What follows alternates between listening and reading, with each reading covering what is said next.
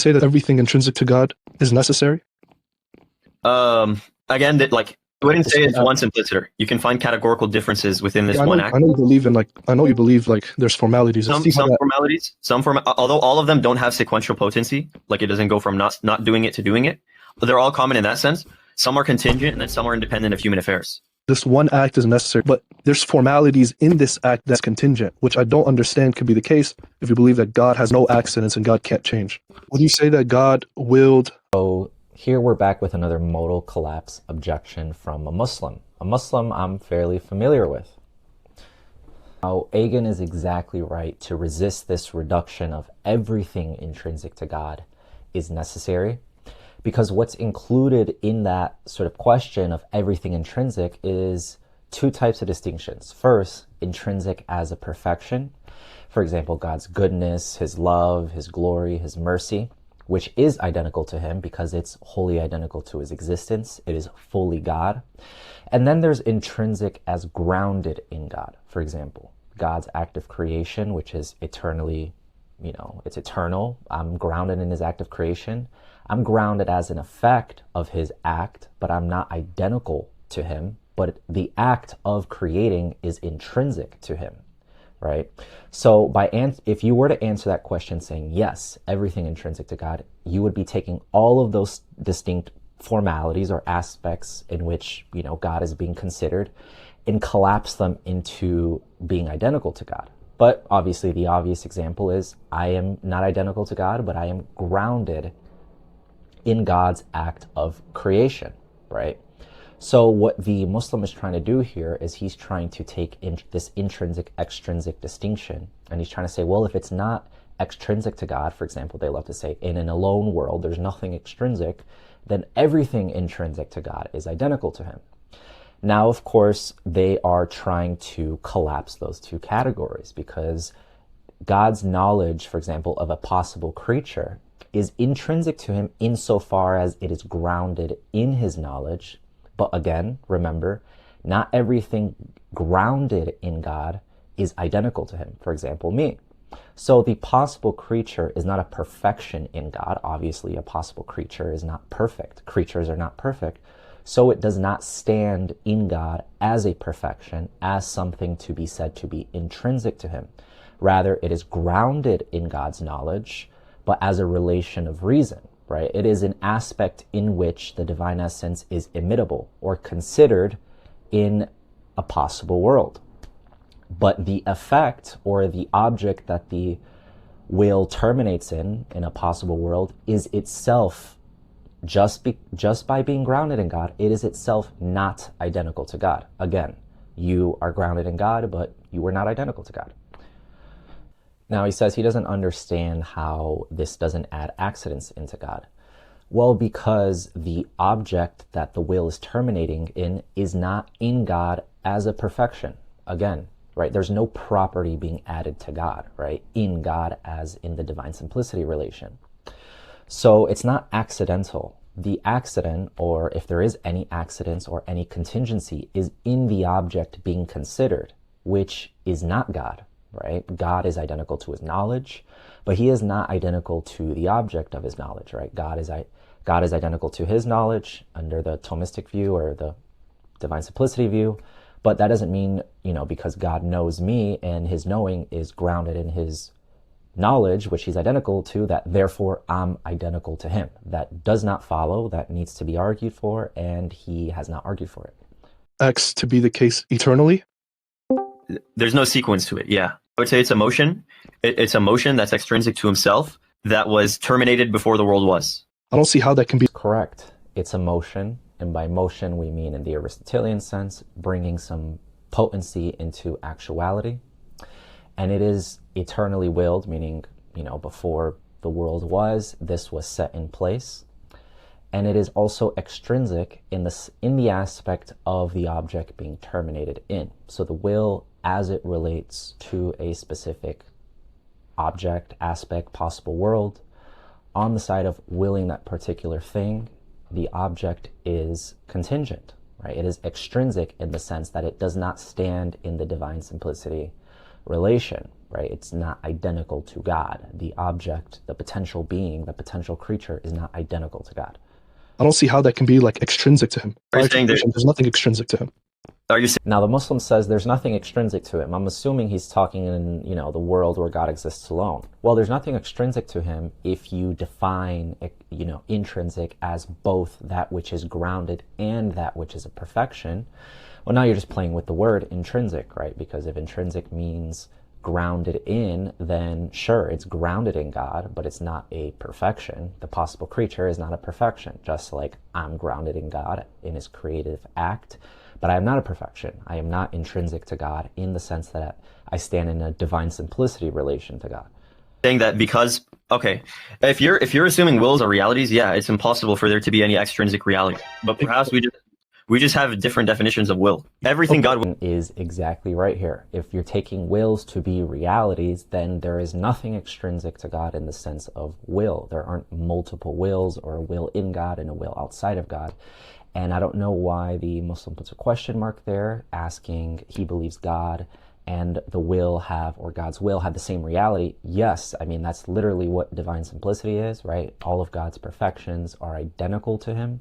The will is a perfection, just like God's knowledge is a perfection. But what the will terminates in is not a perfection, right? That is contingent. willed for was from eternity. Like, okay, how could that be something extrinsic to God? It's simple. The only thing that's necessary in this one will is the will for himself. In all possible worlds, it's the will for himself that he exhausts.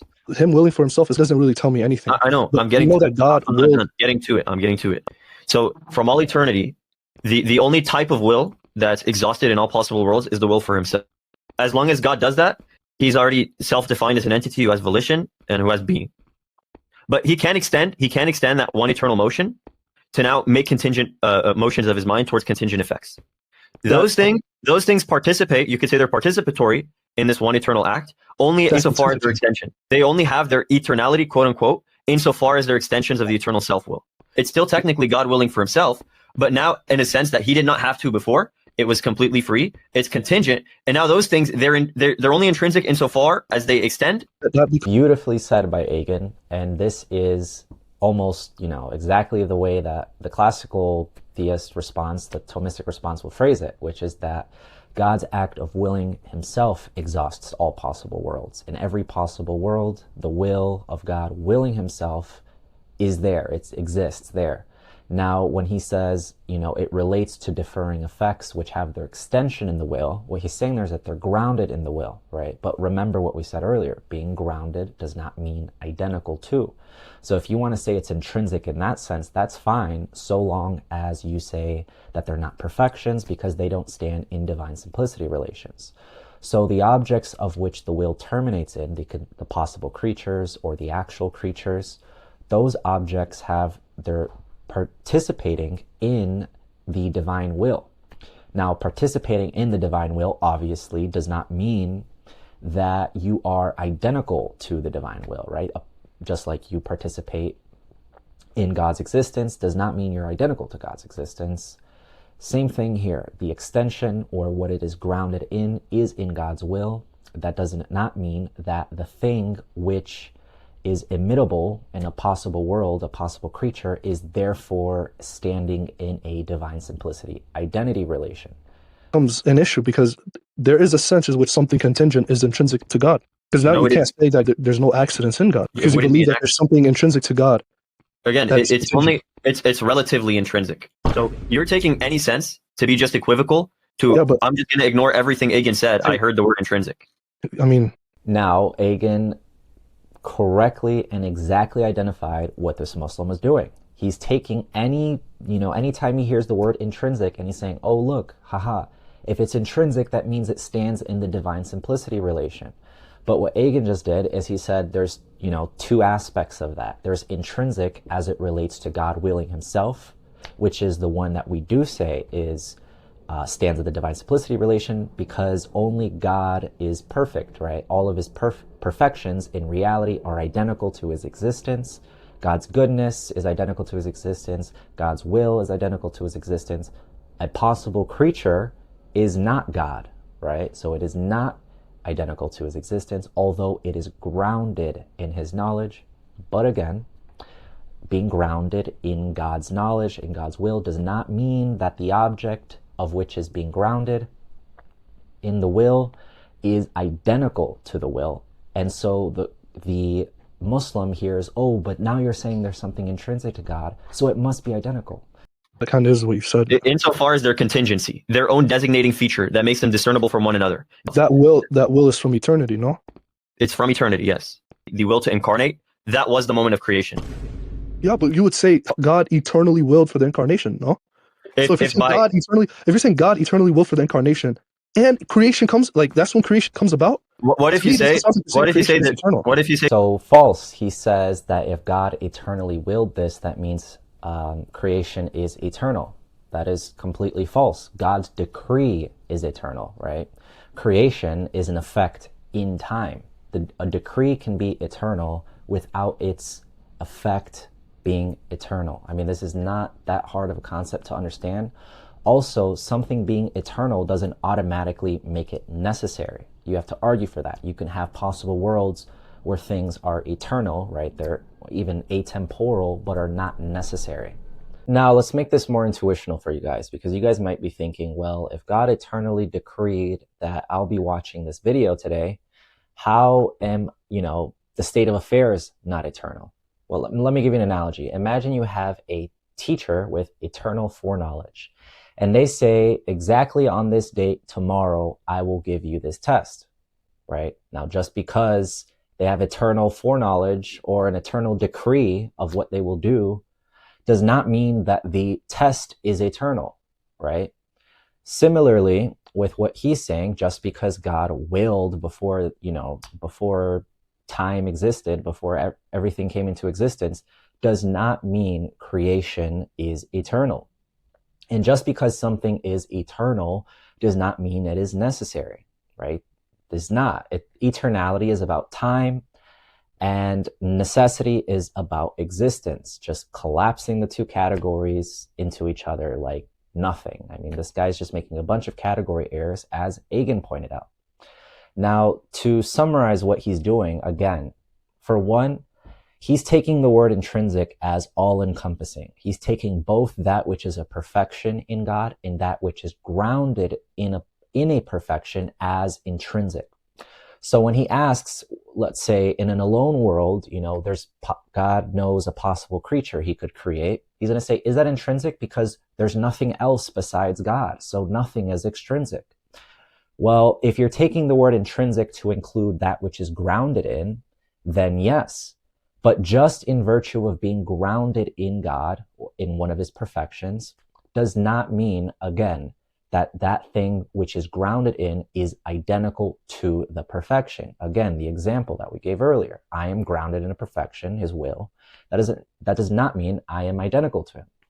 So the word intrinsic is doing all the work here. He's really just playing a word game. And Agen made these sufficient distinctions in order to delineate between intrinsic as perfection, or that the extension, and the thing in which is participating in that extension, right? In the case of divine foreknowledge or in divine willing, God knows a possible creature, but that possible creature being grounded is just a relation of reason, right? It is not the relation in which things enter divine simplicity relations, because to enter into a divine simplicity relation, it has to be a perfection, but a possible creature is not a perfection. So what he has to argue for, the Muslim, is that anything grounded in God is identical to God. Now, obviously, in the case of creation, that is false when we have created effects, right? Obviously, he's grounded in God. He's not identical to God. So let's add an even extra assumption there, which is that in an alone world, anything grounded in God is identical to a God. Again, he has to argue for that, which he has not done, because he's excluding relations of reason. He's excluding the possibility that in an alone world, God could know the infinite ways in which his essence is, possibly related to contingent states of affairs, but that all of those states of affairs reduce to God as a perfection, meaning they have to reduce to something that is wholly intrinsic to God, something that is wholly his existence. But it's a very hard thing to do, considering it's plainly obvious that possible creatures are not perfections. They are not the fullness of God's existence. So again, here we have another Muslim just with word games.